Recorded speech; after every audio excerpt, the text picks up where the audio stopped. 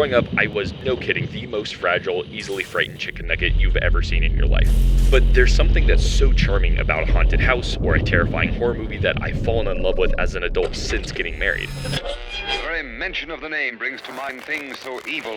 You didn't hear from me, but it turns out the secret to stomaching horror is just having someone to hide behind when you feel like it.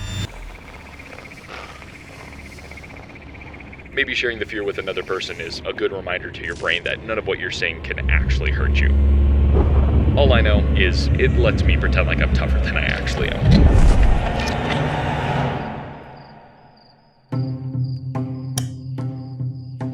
I can't emphasize this enough. If you went back in time 10 years ago and told my parents that I'd eventually become such a huge fan of Halloween and horror, nobody, including myself, would have believed you for even a second. So this is what it looks like when a franchise everyone expected me to grow out of meets a genre that nobody thought I'd grow into. It's kind of ironic that this is probably the newest set of figures I've reviewed in a long time, because it's based on one of the oldest franchises ever made. Dracula and Frankenstein were created 127 and 206 years ago, respectively, and then they were both turned into movies by Universal in 1931, so technically these characters are public domain, just not Universal-specific depiction of them. But that's the fun part. This does happen to be an official collaboration between Hasbro and Universal Monsters. Starting with Draculus, who, right off the bat, I'll just say, not super creative with the names here, which is fine by me so long as they don't make another one of these a version of Optimus Prime.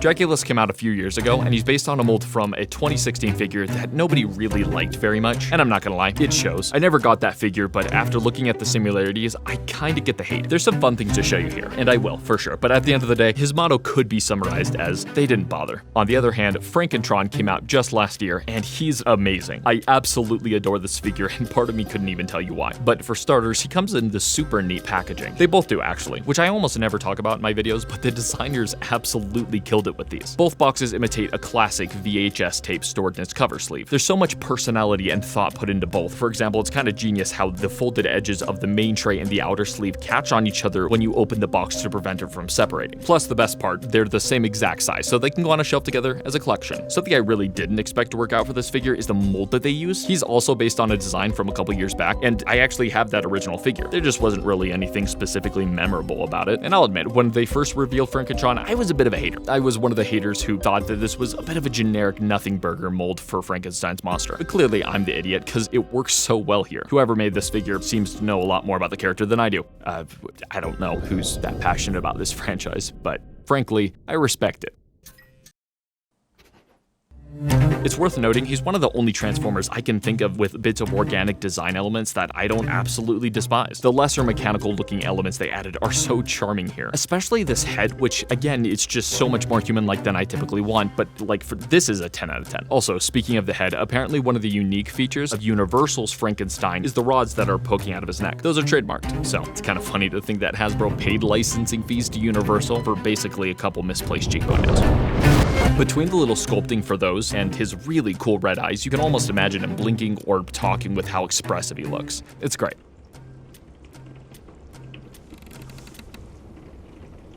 Can you talk?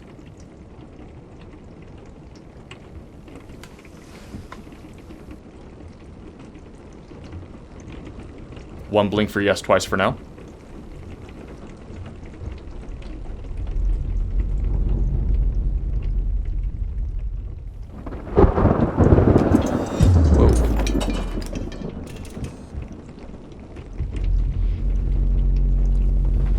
He's literally just right here.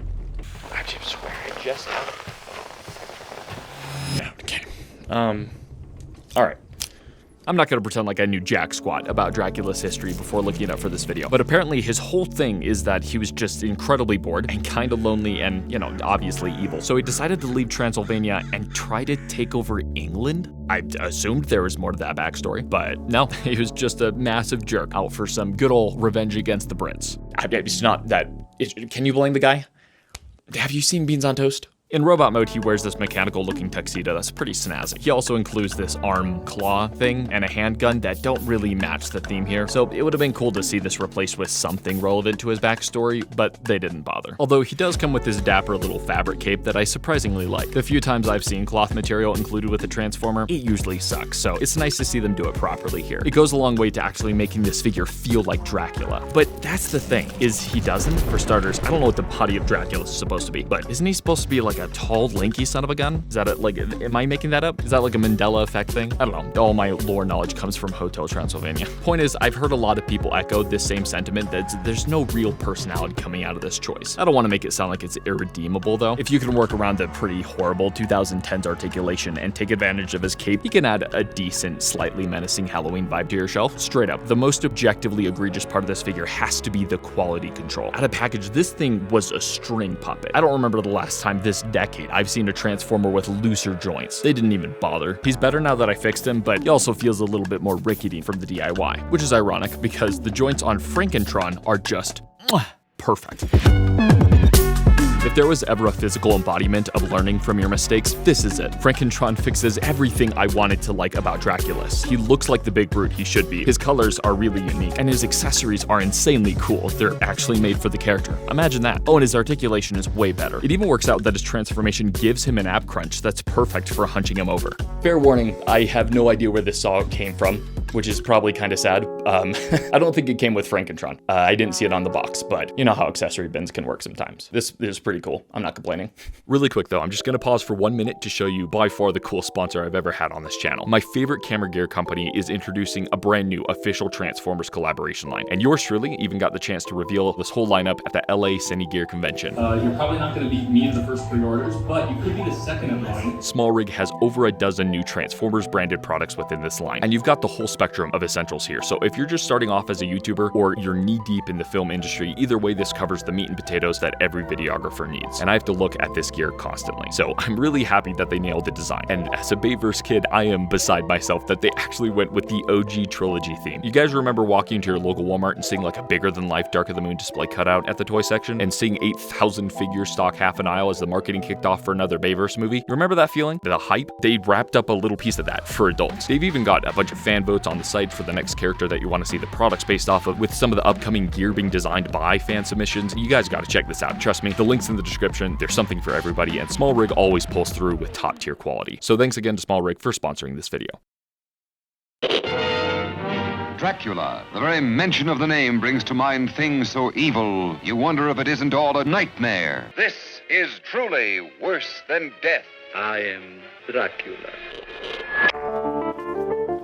I don't think I've mentioned that his legs have a giant Decepticon emblem stretched across both sides, so he's clearly not an Autobot, if you couldn't tell already by looking at him. Although, I just want to say, the original movie in 1931 completely misunderstood what the book was even about. In the book, the monster, believe it or not, was intelligent and clever and rightfully angry, but in the movie, he's just dumbed down to a primitive toddler who can't even talk. The only similarity they really have is that the monster is the victim in both, 100%, except the movie clearly doesn't think he is. It's really sad, actually. Kind of difficult to watch, I'm not gonna lie. But that's besides the point. Ultimately, this isn't Frankenstein's monster, it's Frankentron. So I guess we don't know where he came from or how he was made or, you know, whose Decepticon emblem he might be wearing on his, leg? Okay, sorry. When I was writing the voiceover, I could have sworn that I had seen there was a symbol on each of the legs. Pretty sure that's actually a Mandela effect thing. Sorry. Luckily, he's not just good for robot mode, because he's also got a pretty solid transformation. It's straight to the point without feeling like every other redundant tank former. I can really see every age group enjoying this. That's honestly one of the better parts of Draculus too. It may be kinda clunky, but I can honestly say that I had no idea that his legs unfolded into the bat wings. That was a fun little discovery I wasn't expecting. Now, I really want to say that this bat mode redeems it. I do. I like it. It's decent. It's a pretty cool looking Cybertronian take on a bat. And, I think I just want to be into this more than I am. The more you mess around with him or try to pose him, the more annoying he becomes. I don't expect the world from a 5-inch Halloween collectible, but also, this ran for $35, which isn't cheap, and this is squarely aimed for adult collectors. So yeah, I think it's pretty stupid that his bat mode head can't move around at all, and his only viable weapon storage is so lame. Oh, and yeah, that is in fact his robot mode head. No, it's not a part of the original figure. It's actually one of the few things they changed for Dracula, since the original had a removable Titan Master head that's stored in his chest cavity. So naturally, the solution to giving Draculus a normal noggin was to just kind of swing it right behind the bat butt. Don't worry though, we still get to keep the opening chest cavity, mind you. For some reason, they didn't remove that. But whatever, I am a sucker for Titan Masters, so I guess it's still kind of fun knowing that I can store one inside if I decide to.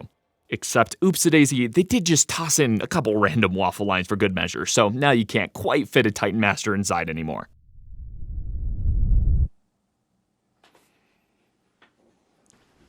Par for the course, Frankentron does a way better job of actually utilizing the weapon for alt mode. I'm fully aware that nobody's buying this thing for the tank mode, but I can't stand it when people completely dismiss the alt mode over that claim because it's still a transformer. It's gotta be a good transformer, and he is. It's not gonna blow anyone's mind, but it's worth getting to and transforming him for. And the electric conductor weaves the whole Franken-tank theme together perfectly. There's a lot lower that we could have gone for this character's disguise, is what I'm saying. You know, disguise. What could it be?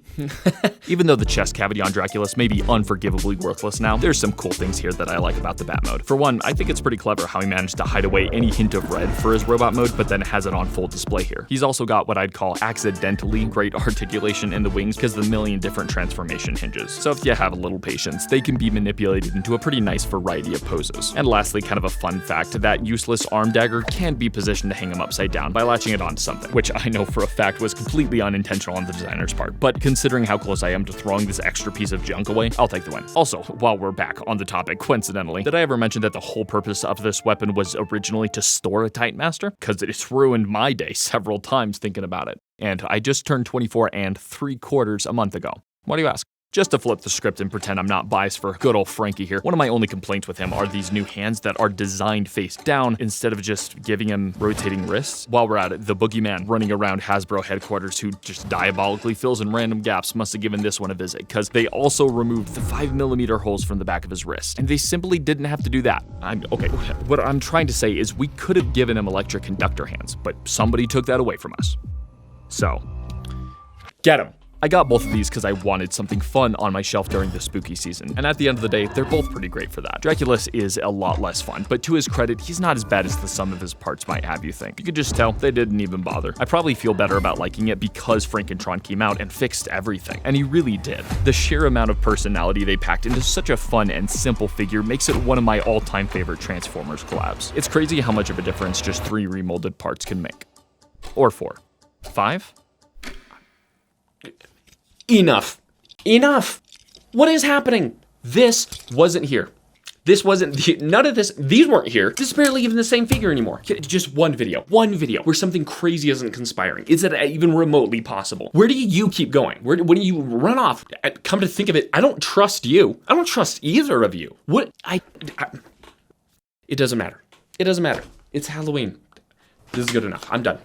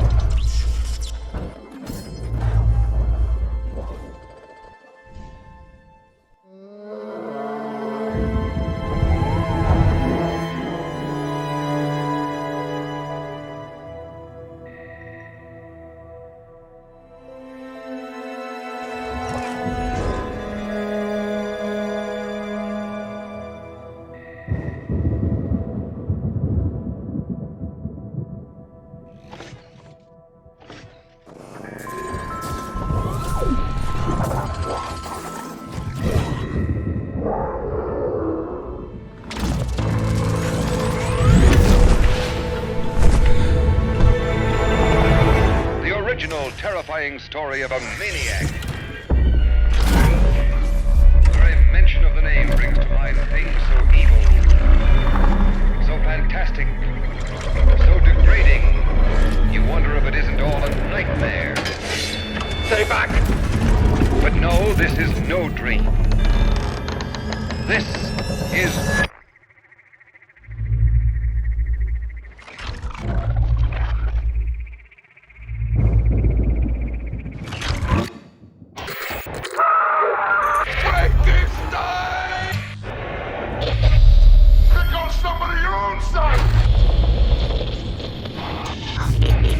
Once for yes, twice for no. Oh, you're hurting me!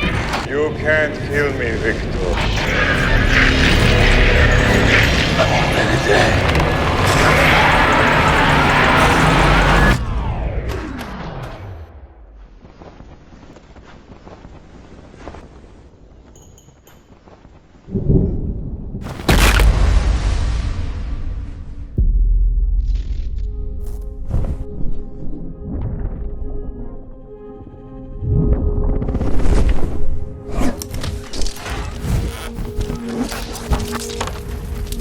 Bye, tell them I'll be back soon. Won't you stay and play with me a little while?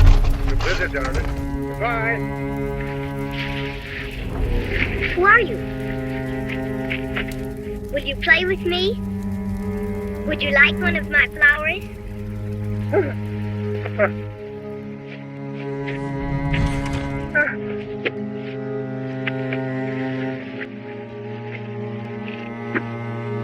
You have those, and I'll have these.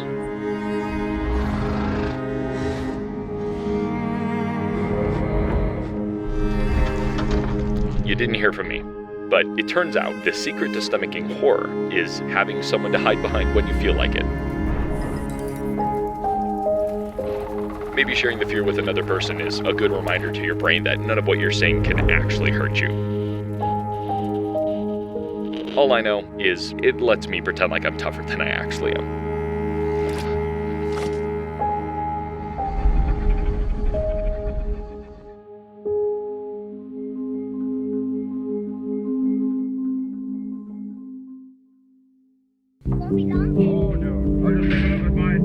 So out of all the things that I've made, I've never been this scared or nervous, because if I can somehow pull this off, this idea that I have, then it could be my favorite thing I've ever made. But if it fails, it will be the most cringy abomination, the most, colossal failure. And that's scary. I'm gonna contact my buddy Colton, he's my 3D guy, and I'm gonna see if he can't put together some sort of designs to add to Frankentron. And if we can't come up with something there that really blends into his design and works along with it, then the rest of this kind of falls apart. But if he can, then I may be about to go through the most amount of work I've ever gone through for a video, especially in this medium that I've never dabbled in before and I haven't mastered, but I also won't release this video until I have. But I've got a month and a half before Halloween, so I gotta figure something out. Back a full year later, baby. It's kind of weird. Let's finish what we started.